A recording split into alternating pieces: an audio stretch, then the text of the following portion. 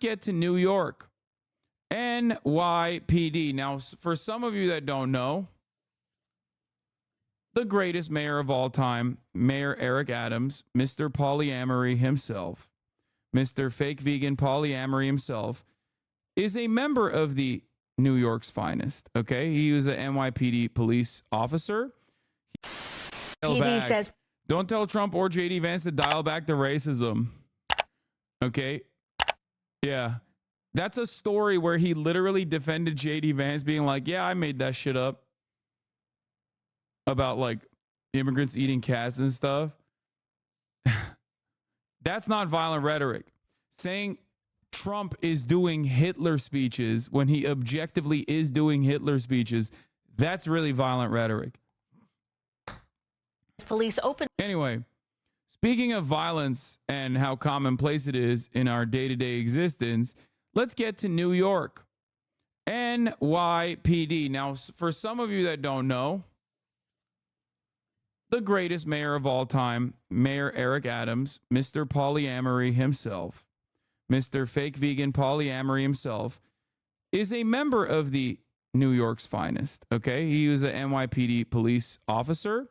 He is now the mayor of New York City, one of the funniest mayors of all time. Now, in the process, predictably, as when you get a fucking cop to be a mayor, the NYPD's budgets have inflated. Meanwhile, there's also a police-on-police violence situation happening in New York City, both in this story that I'm about to tell you, but also in the fact that federal law enforcement have actively targeted Eric Adams for apparently getting a bunch of money from the Turkish government, allegedly. And not only that, but also some of his friends that are still in the NYPD have also been targeted actively by federal law enforcement. I don't know the exact details of this investigation. I just know that Turkey's involved and they gave him money because New York City is the Istanbul of America, according to Eric Adams. There is a shit ton of investigations. Mr. Adams and his associates face an inquiry into the mayor and his campaign's ties to Turkey, an inquiry into senior hall aides and associates, an inquiry into a former police commissioner's twin brother, and other legal matters. That's right. His entire fucking leadership, former NYPD commissioner, like high-ranking members in City Hall, aides, they all have individual investigations launched upon them because they are so motherfucking corrupt. Okay? Like insanely corrupt. Other investigations, Winnie Greco, former campaign fundraiser, multiple home search. Dwayne Montgomery, former police inspector, pleaded guilty to conspiracy. Eric Ulrich, former buildings commissioner, charged with taking bribes.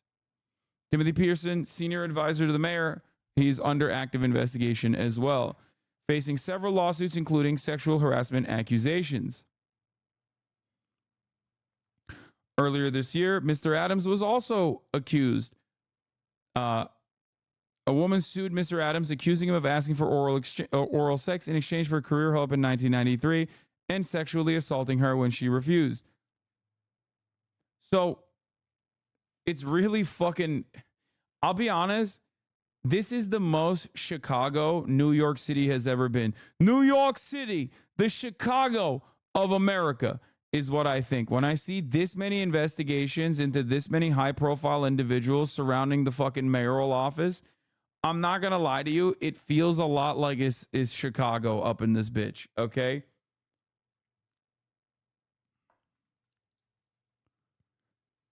In the time frame, NYPD also expanded its budgets for its PR team, an 86-member public relations team, more than double its size 2 years ago. I wonder why so much money is being spent on the PR side. Some of its recent hires have histories of dishonesty and misconduct.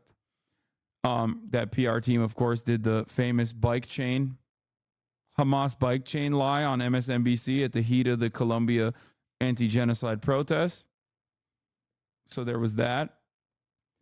Anyway, once again, I must say ACAB and also motherfuck the police, specifically New York Police Department. Why am I talking about that? Because The NYPD is at it again. In this time frame when the crime panic shit was happening, Mayor Eric Adams decided to do wonderful things like increase the size of the police force in the subway stations. They made it seem as though New York City subway was riddled to the brim with little criminals, okay, doing insane crimes on a rapid clip. Turns out that wasn't the case, especially with the density of public transit and how many like everyday travelers exist within the New York City public transit system. The number of crimes per daily visitor was actually relatively marginal. One of the biggest crimes, on the other hand, is fare evasion. That's right. Fare evasion is a major problem in New York City.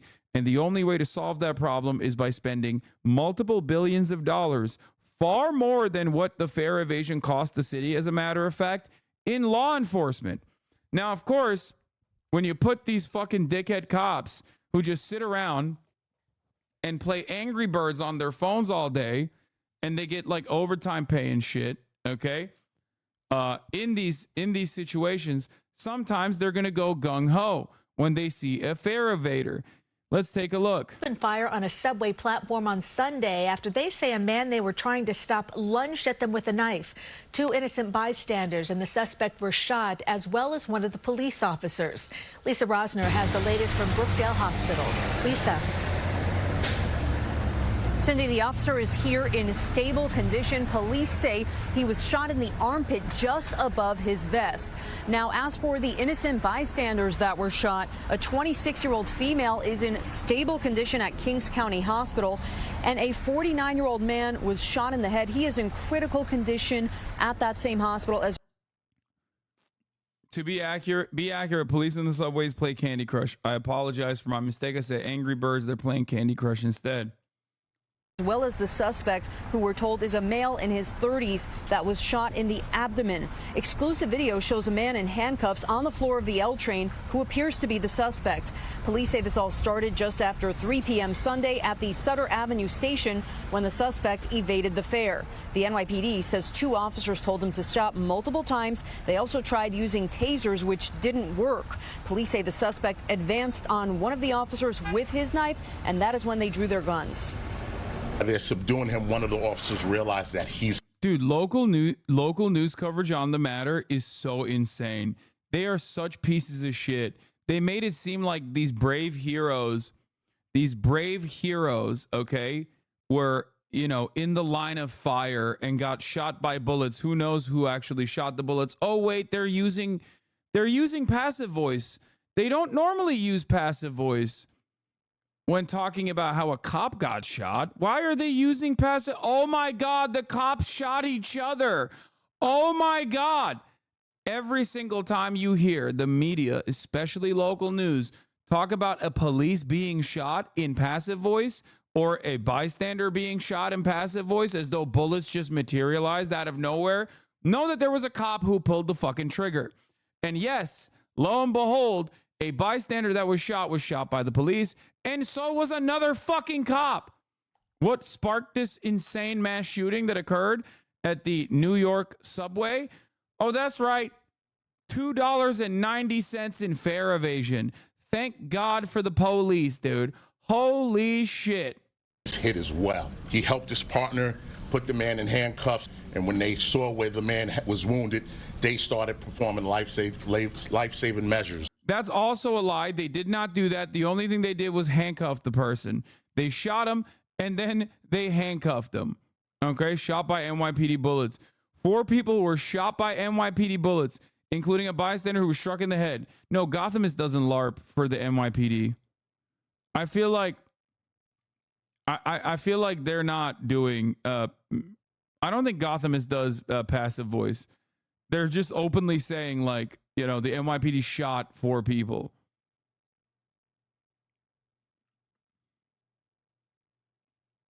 NYPD bullets? What the fuck? Is this a new caliber? Oh, here was a fun moment. Earlier today, one of our 4 officers was shot while protecting our subway system. I am relieved to report he's in good condition now, and we have arrested the suspect who put so many lives in danger. I cannot thank these officers enough for their bravery. Context note: the officer in question was shot by a fellow NYPD officer. NYPD officers also shot 2 bystanders and the fare evasion suspect.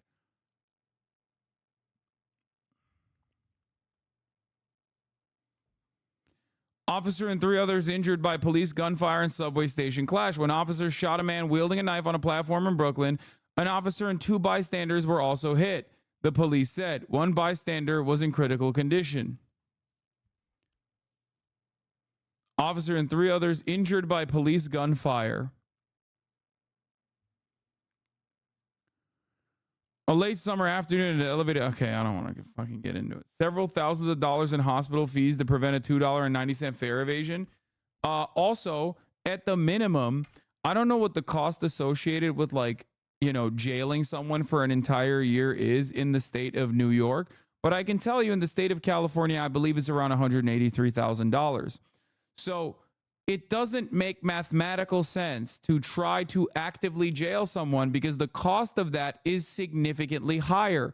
The cost of settlement payments are significantly higher in the process of doing this, like, insane escalation of force. Oh.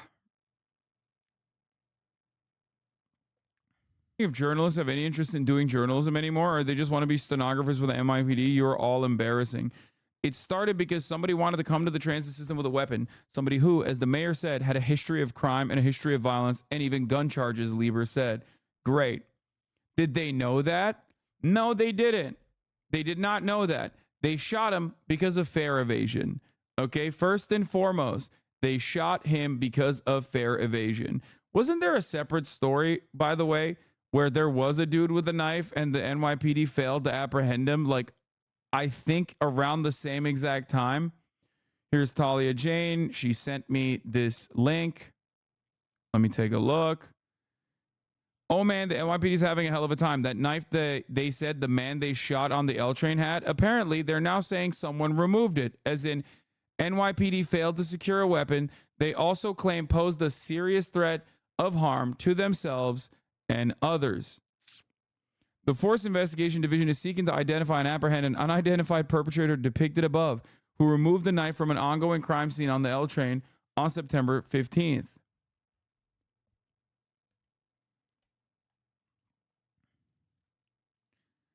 The subject was last observed on September 15th at approximately 15:35 hours in front of the Brooklyn, New York, within the confines of the 75th precinct. NYPD is trying to arrest someone they claim removed the knife they failed to secure from a man they shot, who they shot because said knife posed such an incredible threat to their safety that they had to shoot multiple other passengers and each other. Violently incompetent. Below is the picture of the weapon recovered from the scene of today's incident. NYPD says officers recovered wrong knife from police subway shooting in Brooklyn. So to recap, NYPD is hunting for a man accusing him of removing a knife from the scene. NYPD claims they recovered the suspect's knife with a photo of it in his hand. Now they say they recovered a different knife. Did they steal that guy's knife? Is there no second knife?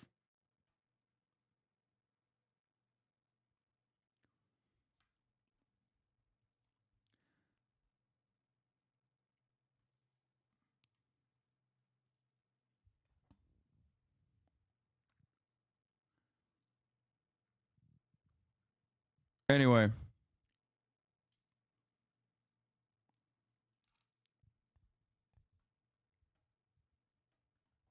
You don't get it. It's about sending a message that regular people aren't allowed to rob the city of $290, but the NYPD is allowed to rob the citizens of a year of their life and the city $150,000.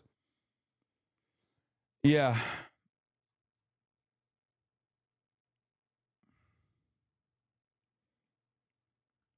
It is kind of crazy to think how incredibly incompetent these guys are. Okay? Yeah. The NYPD spent $150 million to catch fare beaters who cost the MTA $104,000. Now, I'm no big city lawyer, nor am I a CPA. Okay? But it kind of feels to me like if you have a cop who becomes a mayor and then changes and advocates for city budgets that are so massive, okay, so incredibly massive for the NYPD that are already massive to begin with, it kind of feels like you're just giving your buddies more money.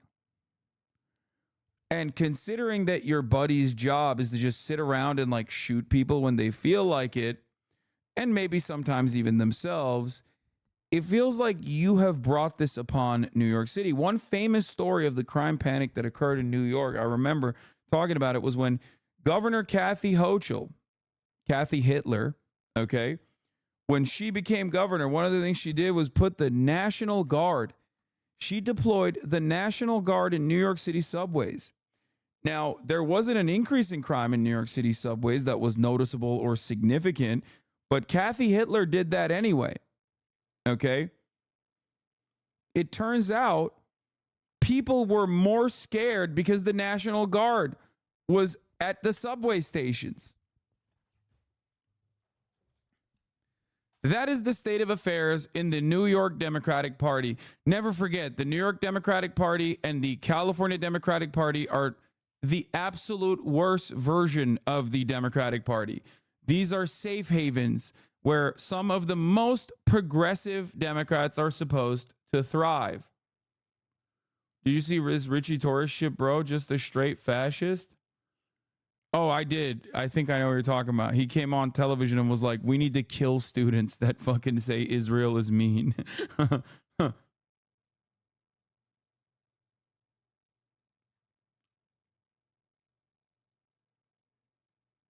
Anyway, Trump is doing spaces, I believe, soon, if not right now. This is the first time that he's doing like a live public appearance since he had a second assassination attempt. And I'm very excited to hear. Wait, who's the fucking host? The host has like a crypto punk or some shit. That's weird.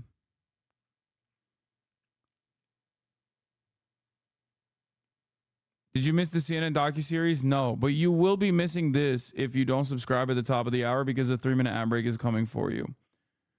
Because at the top of the hour, there's a 3-minute ad break. If you no longer want to see those ads, all you need to do is subscribe, which you can do for $6 or for free. He's doing the spaces right now. Why can't I hear it? He's going to drop a crypto coin, I think. No fucking way. If he actually drops a crypto coin, I'm going to fucking lose my mind.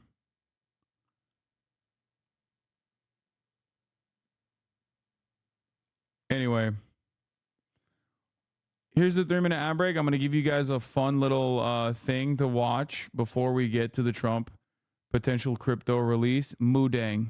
Or it can fall asleep. This little hippo resists the zookeeper's touch and bites down on the zookeeper's knee. Moodang is a playful little hippo who loves to bounce around.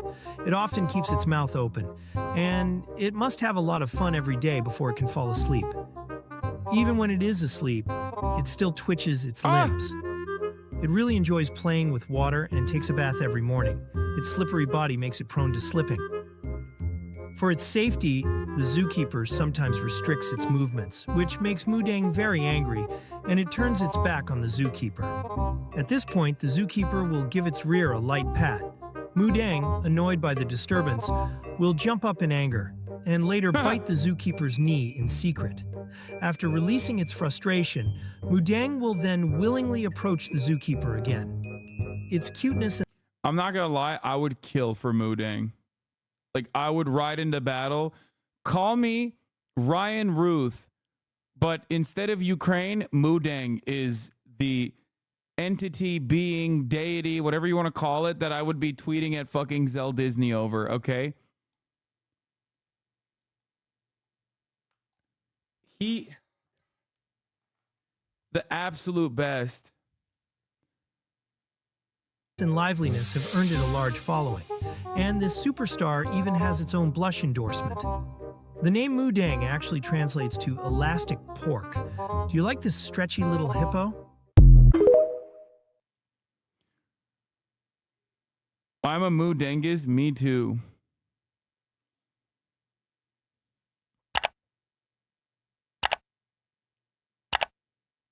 There's a pygmy hippo at the San Francisco Zoo.